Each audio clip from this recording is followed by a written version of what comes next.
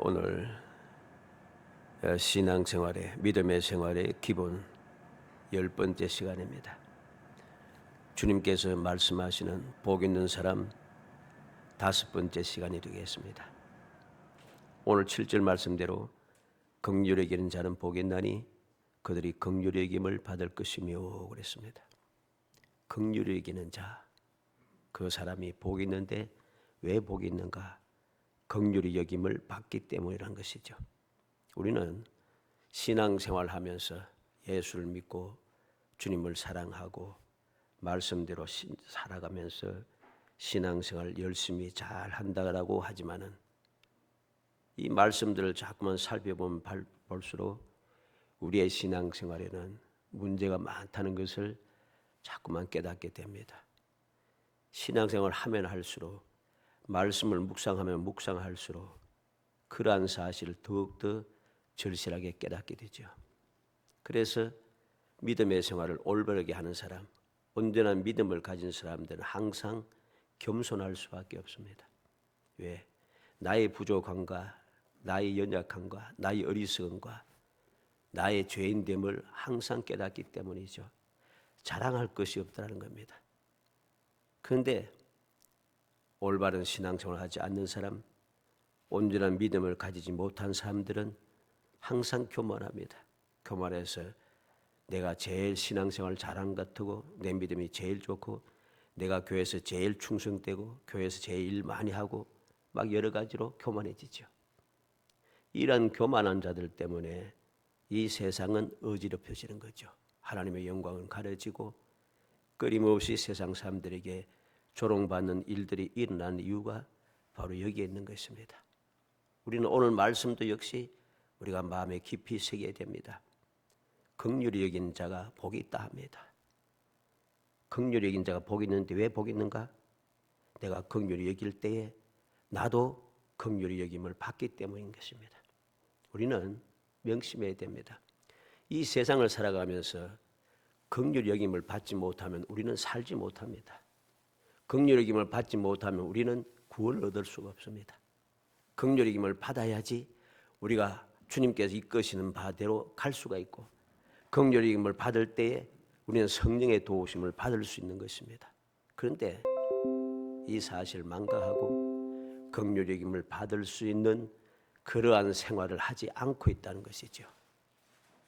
우리는 이것을 깊이 생각하며 오늘 주님의 말씀을 통해서 왜 긍휼히 여기는 것이 복이 있고 긍휼히 여김을 받는 것이 왜 우리에게 복이 되는가 하는 이유를 올바르게 깨닫고 우리의 마음에 새겨서 우리의 삶도 바로 긍휼히 여긴 사람이 되고 긍휼히 여김을 받는 사람이 되는 정말 복 있는 사람이 되기를 주의 이름으로 축복합니다. 먼저 긍휼이 무엇인가 라고 하는 것을 우리가 알아야 되겠죠. 긍휼이라고 하는 바는 사전에 보면은 불쌍하고 가엾게 여겨서 도와줌 이렇게 되어 있습니다. 불쌍하고 가엾게 여겨서 도와주는 것, 이걸 긍휼이라고 합니다. 세상은 그렇게 정의를 하고 있습니다. 불쌍하고 가엾게 여겨서 도와주는 것.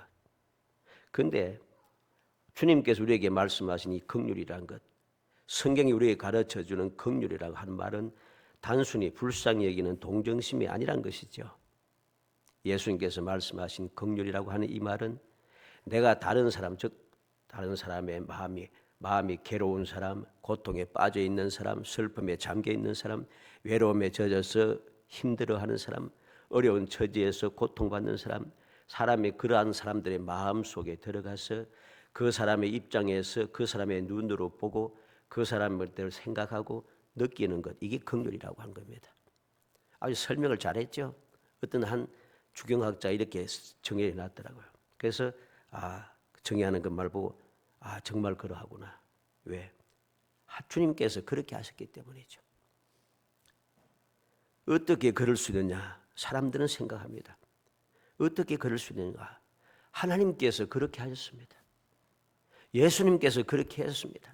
세상에 어떠한 종교도 주님처럼 이렇게 한 종교는 없어요. 그래서 예수 믿는 이 믿음은 이건 종교라고 하지 않습니다.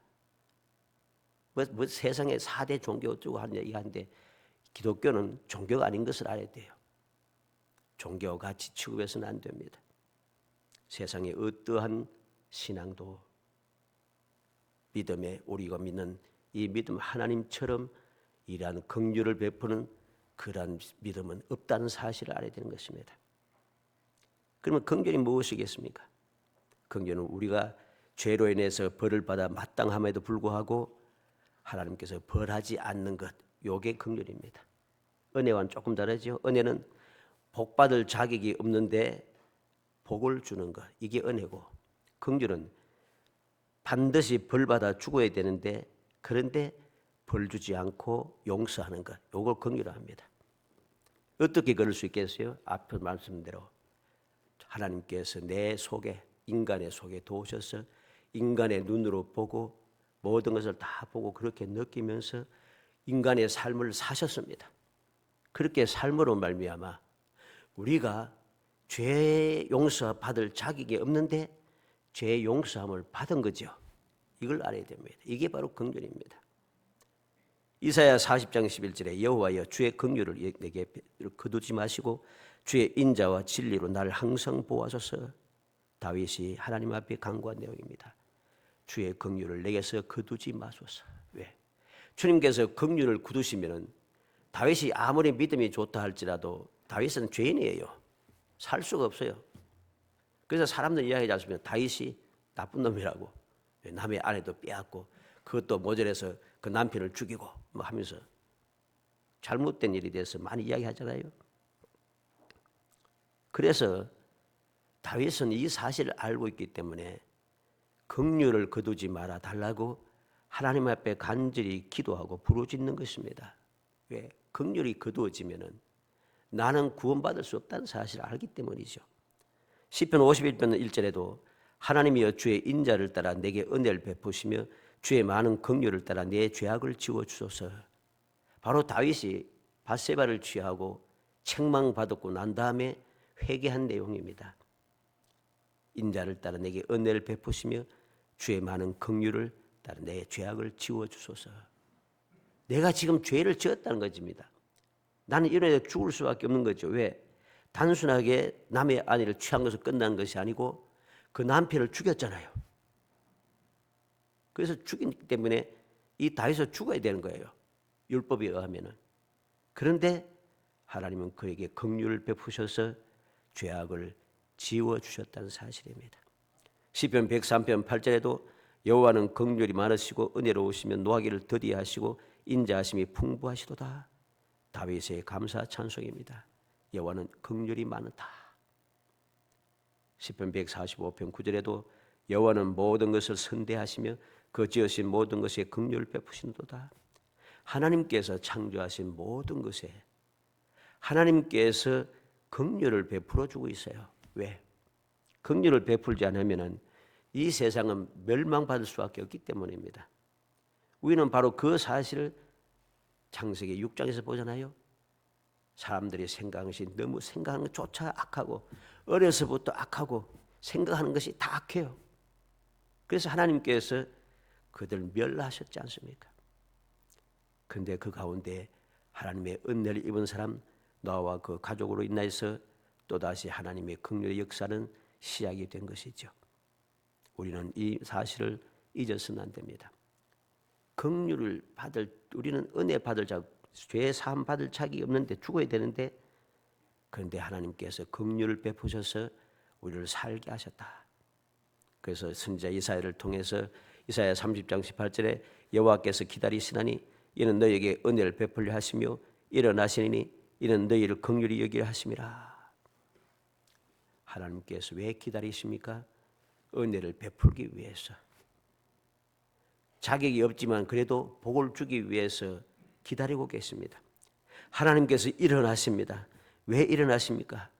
은혜를 주려고 해도 은혜 받을 자리에 들어오지 않고 있으니까 할 수 없이 하나님께서 일어나셔서 긍휼히 여겨 주시려고 죄 사하여서 은혜 받게 하기 위해서 주님께서 일어나신다는 것입니다. 이사야 49장 10절에 그들이 줄이거나 목마르지 아니할 것이며 더위와 별이 볕이 그들을 상하지 아니하니 이는 그들을 긍휼히 여기는 이가 그들을 이끌되 샘물 근원으로 인도할 것임이라. 하나님께서 그들이 하여금 줄이거나 목마르지 않게 한다. 더위와 볕도 그들을 상하지 못하게 한다. 왜? 긍휼히 베푸시기 때문에. 이들이 누구입니까? 하나님의 말씀을 거역하고 계속해서 배반하고 계속해서 우상을 섬기며 그렇게 악을 행하는 그 이스라엘 백성이잖아요. 그 이스라엘 백성이 자격이 없지만은 그래도 하나님께서 긍휼히 여기셔서 다시금 그들을 돌이켜서 죄 사하여 은혜를 베푸신다는 것입니다. 우리는 에가서 3장 19절 23절에 내 고초와 재난 곧 숫과 담접을 기억하소서. 내 마음이 그것을 기억하고 내가 낙심이 되오나 이것을 내가 내 마음에 담아두었더니 그것이 오히려 나의 소망이 되었사오면 여호와의 인자와 긍휼이 무궁하심으로 우리가 진멸되지 아니함이니이다. 이것들이 아침마다 새로우니 주의 성실하심이 크도소이다.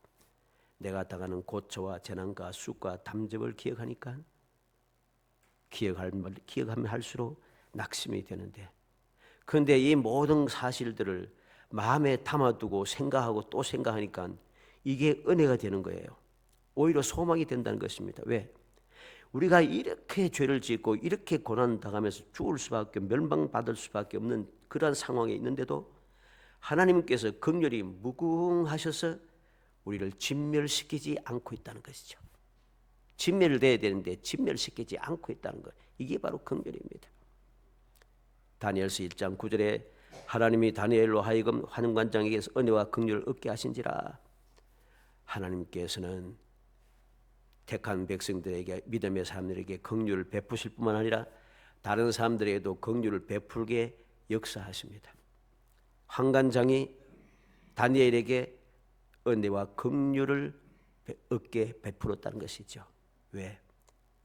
다니엘이 지금 종으로 포로로 잡혀가서 바로의 느부갓네살의 궁정에서 노예 생활을 하고 있습니다.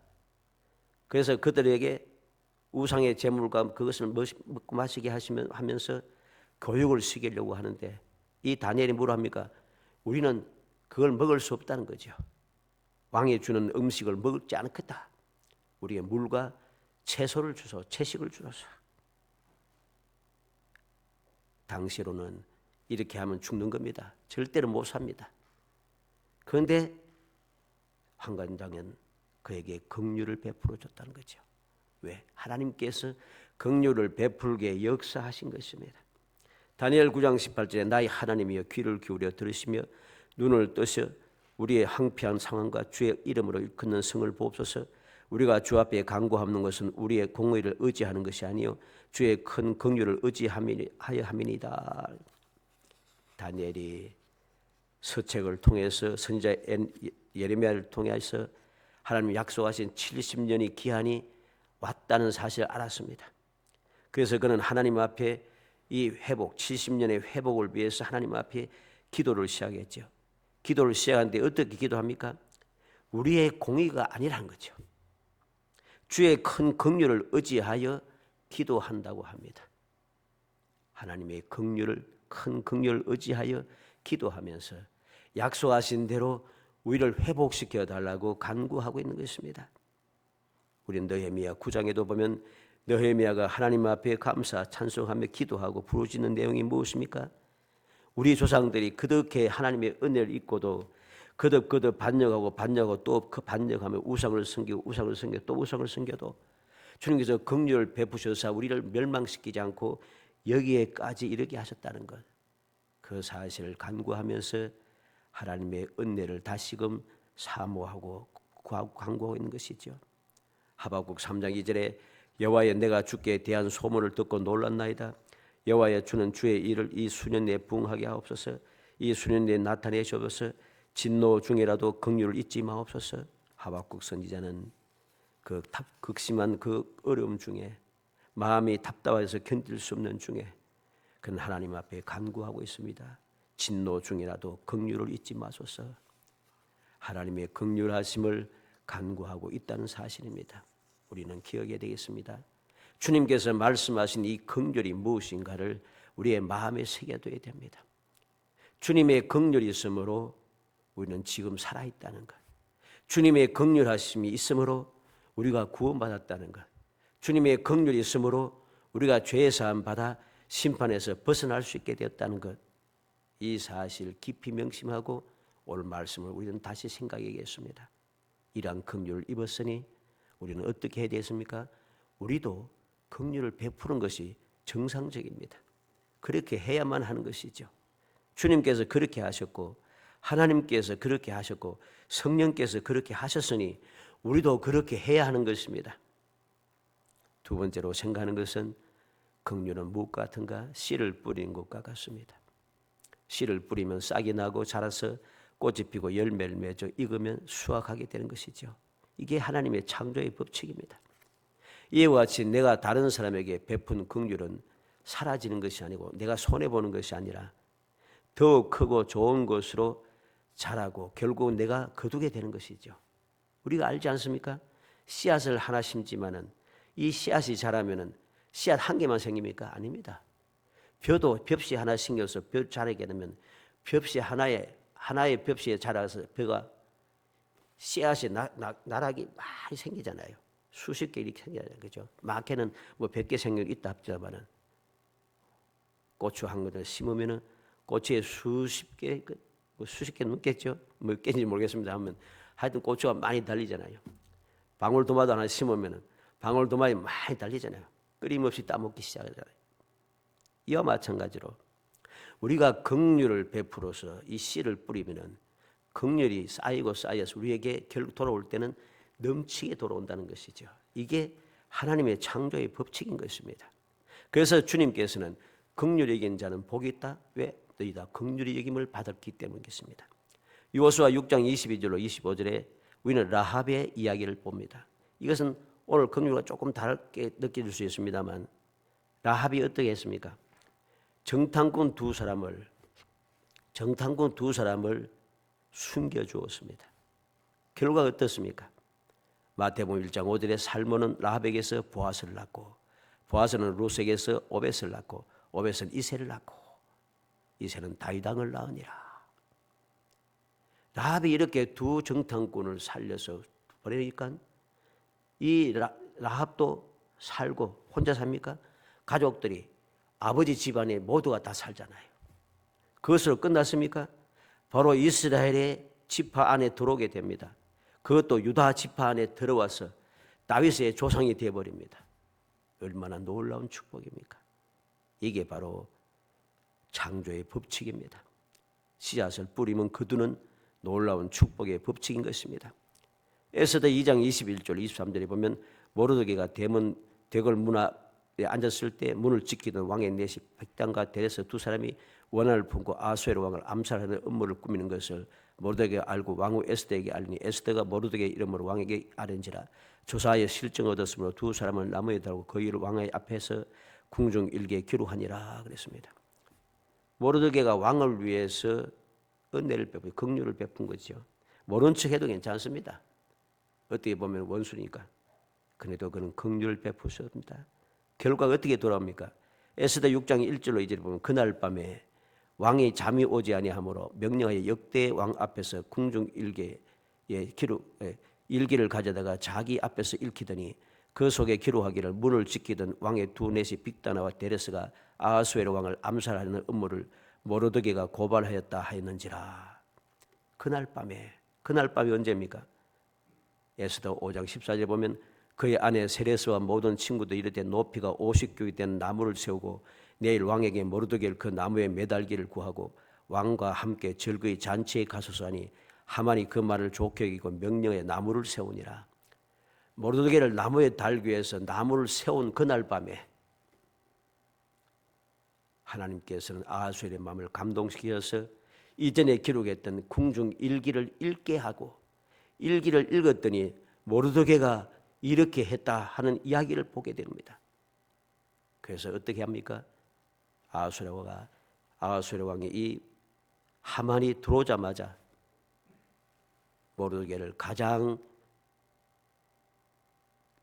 하나님 왕이 좋아하는 자에게 무엇을 하는가 하는 것을 이야기하고 하만이 원하는 대로 하만이 이야기한 대로 하만이 모르드게를 왕의 금수레에 태우고 왕의 그 관을 세우고 금사슬을 메고 왕이 좋아하는 자에게는 이렇게 하리라 하면서 앞장서서 그렇게 외치면서 모르드게를 앞장서서 이끌고 있다는 것이죠.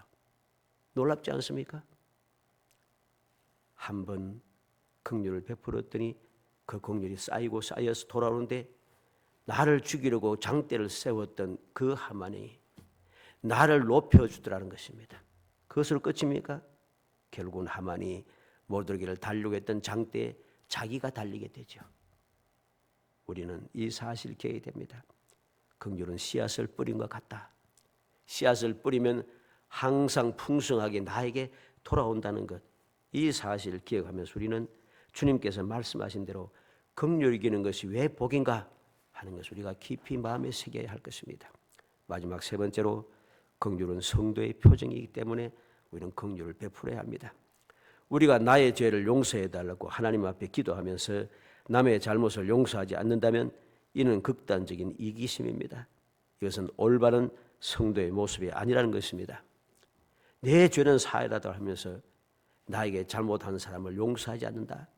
이것은 있을 수 없는 일이죠. 예수님께서 우리에게 긍휼을 베푸시가 인간의 몸으로 이 땅에 오시고 인간의 모든 일을 다 당해 주시고 우리를 위해서 죽으셨습니다. 우리가 주님의 긍휼을 입었기 때문에 택함을 받고 죄 사함 받고 구원을 받고 평안을 누리고 기쁨을 누리며 하나님의 자녀로서의 권세를 누리는 삶을 살게 된 것이지요. 그러므로 성도는 긍휼 베푸는 사람이 되어야만 합니다. 성도는 예수님을 닮아가야만 합니다. 왜? 주님께서 그렇게 하셨으니까. 그 주님을 믿는 나도 그렇게 해야 되는 겁니다. 주님께서 나를 그렇게 사랑하셨으니까 나도 주님을 그렇게 사랑하면서 사랑하는 주님대로 하신 대로 우리가 그렇게 살아가야 하는 것이죠.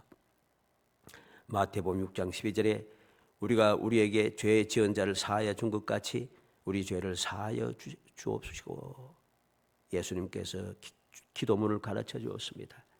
기도문을 가르쳐 주었는데 그 가운데 바로 이 기도가 있다는 거죠. 우리에게 죄 지은 자를 사하여 준 것 같이 우리 죄를 사하여 주옵시고. 그냥 내 죄에 사함 받는 게 아니라 나도 다른 사람의 죄를 사하여 주어야 한다는 것입니다. 주님께서는 바로 그것을 가르치고 있죠. 마태복음 6장 14절로 15절에 너희가 사람의 잘못을 용서하면 너희 하늘 아버지께서도 너희 잘못을 용서하시려니와 너희가 사람의 잘못을 용서하지 아니하면 너희 아버지께서도 너희 잘못을 용서하지 아니하시리라. 우리가 주님께로 하나님께로부터 죄 사함을 받기 위해서는 나도 나에게 잘못을 하는 사람들의 죄를 용서해 주어야 한다는 것이죠. 마태복음 18장 23절로 35절에 1만 달란트 빚진 자가 주인의 긍휼을 잊고 모두 다 탕감을 받았는데 그는 자신에게 100데나리온 빚진 자에게 긍휼을 베풀지 못하고 감옥에 가둠으로 말미암아 주인의 진노를 받아 평생 감옥에서 지내게 됐다는 사실이죠. 왜? 1만 달란트는 어떤 사람이 이것을 계산을 했는데 한 약 3조 정도 된다고 합니다. 1만 달란트 한 3조 정도 된다 그래요. 그러면 100달란트는 한 12만 원 정도, 많아봐야 한 20만 원 정도 됩니다. 3조 원을 내가 탕감을 받았는데 한 12만 원, 넉넉 잡아서 20만 원 빚진 것을 용서하지 못하고 감옥에 가두어 버렸다. 이건 말이 안 되는 이야기죠. 그 사람은 용서받을 자격을 상실한 것입니다.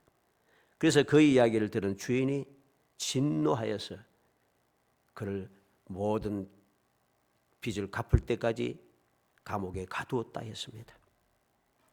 감옥에 가두었으니 어떻게 했습니까? 3조 원이 되는 돈을 감옥에 갇혀서 갚을 수 있겠습니까? 못 갚습니다.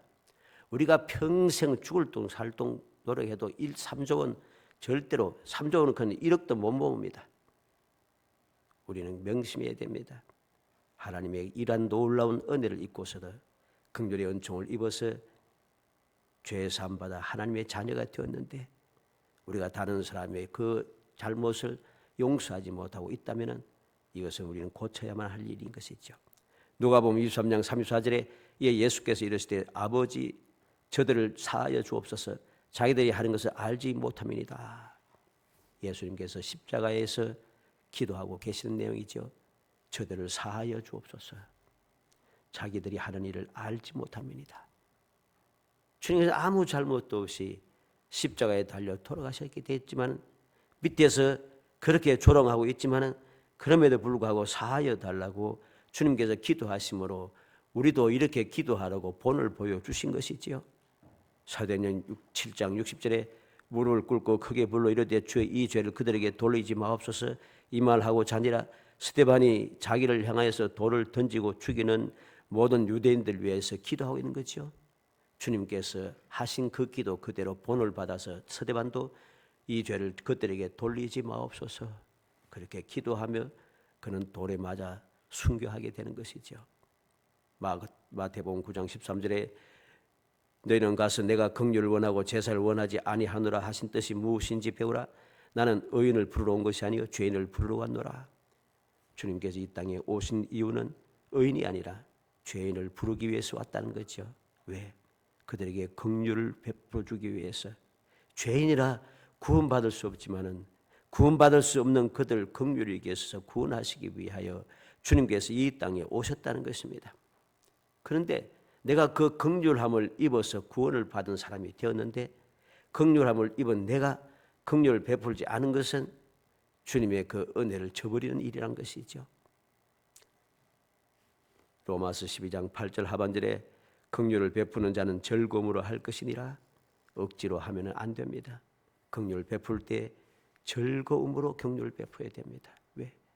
주님께서도 즐거움으로 긍휼을 베푸셨으니까. 어떻게 즐겁게? 사랑하심으로. 하나님이 세상을 이처럼 사랑하사 독생자를 주셨으니 이는 그를 믿는 자마다 구원을 받게 하며 영생을 받게 합니다. 이러한 사랑을 베풀어서 우리를 긍휼을 주셨으니 우리도 그 긍휼을 베풀어야 됩니다. 주님의 사랑 받은 대로 그 사랑을 베풀어야 하는 것이죠. 디모데전서 1장 13절에 바울 사도가 고백하고 있습니다. 내가 전에는 비방자요 박해자요 폭행자였으나 도리어 긍휼을 입은 것은 내가 믿지 아니할 때 알지 못하고 행하였습니다. 바울 사도가 어떻게 사도가 되었습니까? 처음에는 그는 비방자요 박해자요 폭행자였는데 어떻게 그가 사도가 되을 수 있었어요? 긍휼을 입었기 때문이라고 했습니다. 디모데전서 1장 16절에는 내가 긍휼을 입은 까닭은 예수 그리스도께서 내게 먼저 일체 오래 참으심을 보이사 후에 주를 믿어 영생을 얻는 자들에게 본이 되게 하려 하심이라. 왜 주님께서 바울 사도에게 긍휼을 베푸셨습니까? 긍휼을 베푸신 이유는 후에 주를 믿어 영생을 얻는 자들에게 본이 되게 하기 위해서. 바울 사도가 이제 복음을 전하고 복음을 전한 그들이 구원받는데 본이 되는 삶을 살게 하기 위해서 하나님께서 이 바울 사도에게 긍휼을 베풀어 주셨다는 겁니다. 히브리서 4장 16절에 그러므로 우리는 긍휼하심을 받고 때를 따라 돕는 은혜를 얻기 위하여 은혜의 보좌 앞에 담대히 나아갈 것이니라. 우리는 기억해야 되겠습니다. 우리는 날마다 긍휼하심을 받고 때를 따라 돕는 은혜를 얻기 위하여 은혜의 보좌 앞에 담대히 나아가야 됩니다. 그렇게 담대히 나아가기 위해서는 우리가 이 세상에 살아가는 동안에 긍휼을 베푸는 삶을 끊임없이 살아야 하는 것이죠. 긍휼하심을 받기 위해서는 하나님 앞에 가야 되는데 하나님 앞에 담대히 갈 수 있는 비결이 무엇입니까? 주님의 사랑에 감사하고 주님 베푸신 긍휼의 은총에 감사하며 그 긍휼을 다른 사람들에게 베풀면서 주님의 가르침대로 긍휼을 여기는 자가 복이 있다 하신 대로 긍휼의 여김을 받는 자리에 들어가기 위해서 주님을 닮아가는 삶을 사는 것이죠. 야고보서 2장 13절에 긍휼을 행하지 아니하는 자에게는 긍휼 없는 심판이 있으리라. 긍휼은 심판을 이기고 자랑하느니라. 긍휼은 심판을 이기고 자랑한다 합니다. 왜? 긍휼이 왜 심판이고 자랑합니까? 죽을 수밖에 없는 나를 살려주니까 자랑할 수밖에 없는 거죠. 당연히. 베드로 사도도 베드로전서 1장 3절에 주 예수 그리스도의 아버지 하나님을 찬송하리다. 그가 많으신 긍휼대로 예수 그리스도를 죽은 자 가운데서 부활하게 하심으로 말미암아 우리를 거듭나게 하사 산 소망 있게 하시며. 하나님을 찬송하는데 왜?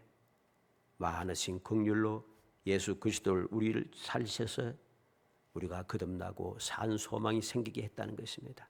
살아가는 성도 여러분, 우리가 기억해야 되겠습니다.